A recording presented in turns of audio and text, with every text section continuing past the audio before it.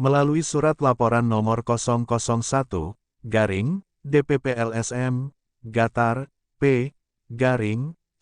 Romawi, 2024,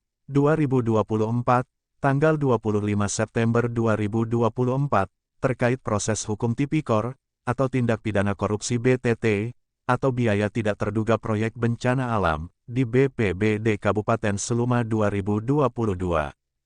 Dengan tetap menghormati asas praduga tak bersalah, DPPLSM Pelangi Provinsi Bengkulu, meminta Kapolda Bengkulu, mengusut tuntas dugaan Tipikor tersebut, yang menurut pemahamannya, dilakukan bersama-sama secara terencana, dengan memproses hukum seluruh pihak yang diduga terlibat.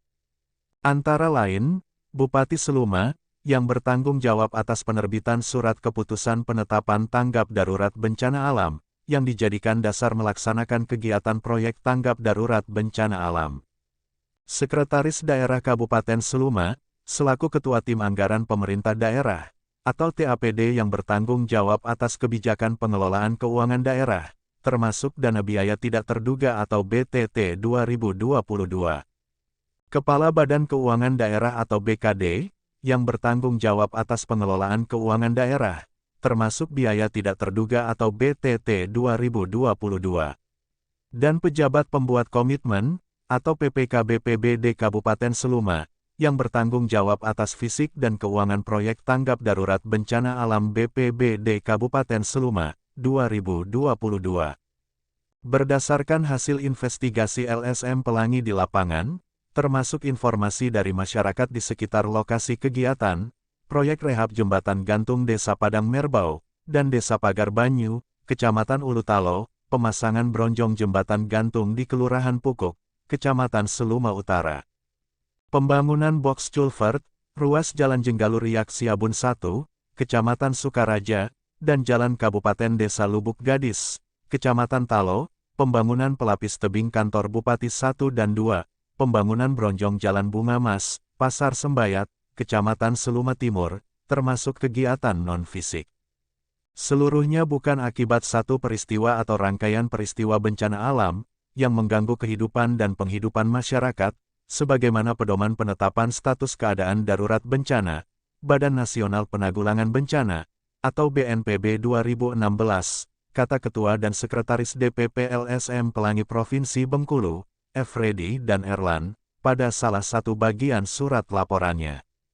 Dengan demikian, surat keputusan Bupati Seluma, tentang penetapan status tanggap darurat bencana, yang oleh BPBD Kabupaten Seluma, dijadikan dasar untuk melaksanakan proyek penanggulangan bencana, dengan sumber dana bantuan tidak terduga atau BTT 2022,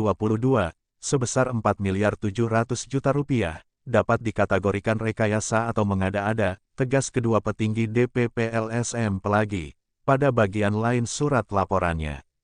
Sekedar catatan, surat keputusan Bupati Seluma, tentang penetapan status tanggap darurat bencana 2022, yang menurut versi Dewan Pimpinan Pusat atau DPP LSM Pelangi Bengkulu, disebut dapat dikategorikan rekayasa atau mengada-ada, setidaknya sudah menjebloskan 12 orang ke balik terali besi penjara, dan baru pada 11 Juni 2024 lalu, mereka bisa menghirup udara bebas. Hanya saja, sesuai amanat Pasal 5 Ayat 2, Undang-Undang Nomor 40. 1999, tentang pers, jurnalis bintang TV belum berhasil meminta konfirmasi hak jawab, terlebih kepada Bupati Seluma, Erwin Oktavian, yang maju sebagai calon Bupati Petahana 2024, dan saat ini sedang cuti kampanye, maupun kepada Sekda Kabupaten Seluma, Hadianto, dalam kapasitas sebagai Ketua TAPD, serta Kepala Badan Keuangan Daerah Kabupaten Seluma, Sumiati. Terpisah, meski meminta untuk tidak disebut nama, ada di antara kontraktor pelaksana, yang juga sudah bebas setelah 1 tahun mendekam di penjara, dan membayar denda Rp50 juta, mengaku kecewa, karena Kepala BKPSDM Seluma, Windiri, belum atau tidak juga mengusulkan kepada Bupati Seluma, untuk menetapkan keputusan pemberhentian tidak dengan hormat atau PTDH, kepada Kepala Pelaksana dan Kabid Rehabilitasi dan Rekonstruksi BPBD, Mirin dan Fauzan Aroni. Setelah vonis Pengadilan Negeri Tipikor, baik Mirin maupun Fauzan Aroni, tidak mengajukan upaya banding ke pengadilan tinggi, sehingga vonis 1 tahun penjara untuk keduanya sudah mempunyai kekuatan hukum tetap.